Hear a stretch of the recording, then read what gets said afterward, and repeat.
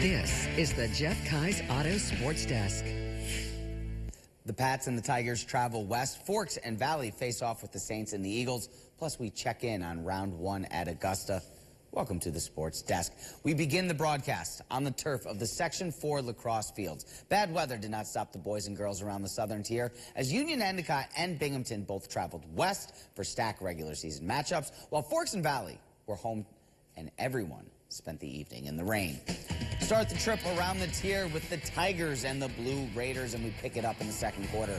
Brady Woodworth across to Griffin Stevens, but a great save there from Preston Brailsford, keeping the Tigers in it. Time winding down in the half. Blue Raiders already with a healthy lead. Seamus Lynch to Zach Bennett. He creeps around the corner and drills it. Raiders went to town before the break. Seconds later, Balls feeds Woodworth to Brogan, Sullivan, and a snipe from Sullivan.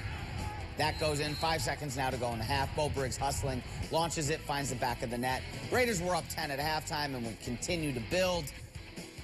Another goal here from Horseheads, and Blue Raiders, they run away with it. They get the win, 15-1 the final. Move over to Corning as they look to keep their winning streak alive, hosting the Binghamton Patriots.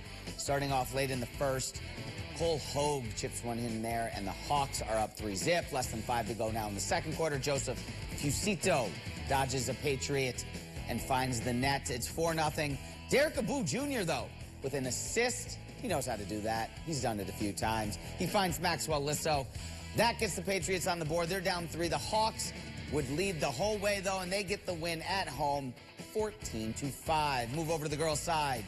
Doubleheader as well, as Saints are taking on Shenango Valley. Second quarter, Shana James finds a cutting Victoria Kaufman for the shot on the crease. That evens us up at 3. Saints answer back on the other end. Seton Catholic's Satan Lewis goes with the ISO behind the cage. She finds Twine off the tight corner. Saints up 4-3. Kaufman getting another chance off the direct shot, but Seton Catholic with the save to keep the 1-goal lead. Warriors, though, just before half, Jade Balog executing the motion offense, squaring us up at 4. This one will go into half, even as CV can't get the goal here right before the break. Saints and Warriors all the way to overtime. Valley gets the win, 10-9. And a matchup of 2 of the top players in the section, Maggie Warpus and Sadie Short, going head-to-head. Short with the direct shot here in the first quarter. Riley Ballard there with the save for Shenango Forks. Second quarter now, Shenango Forks on offense. Maggie Warpus goes one-on-one and finds the back of the net. Eagles looking to answer on the other end. Short finding a cutter, but Ballard there once again. And then Warpus hitting the hezzy, rocking, going low with the crank shot. That's her second goal of the night. Forks starting to pull away. Maggie Burleson doing what she can. She gets the sidearm shot to go off the direct shot, cutting the Blue Devils lead to 3. But they ice it from there. Kate Kelly catching the defense, napping. Then Warpus again with the hat trick. Forks gets the win, 17-5. Lexi Herzig with a big night as well for Owego. 6 goals and an assist for the Riverhawks as OFA gets the win on the road over Maine Enwell, 10-8.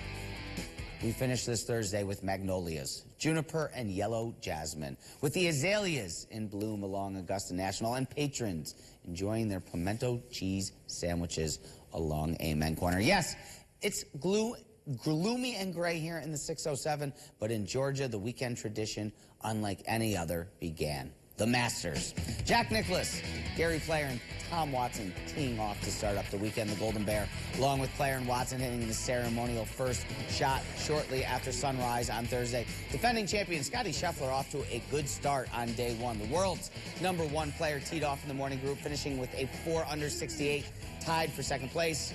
Rory McIlroy, 2 shots off the lead before he double bogeyed 15 and 17. He ended the day even and tied for 27.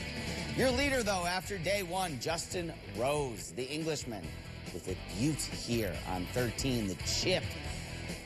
He gets the birdie, and then again another birdie putt on 16.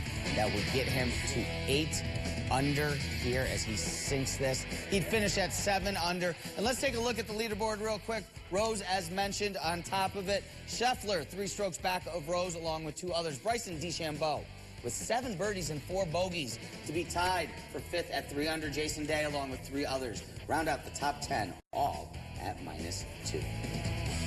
All right, Zach, thank you. And don't go anywhere. We have one final story next.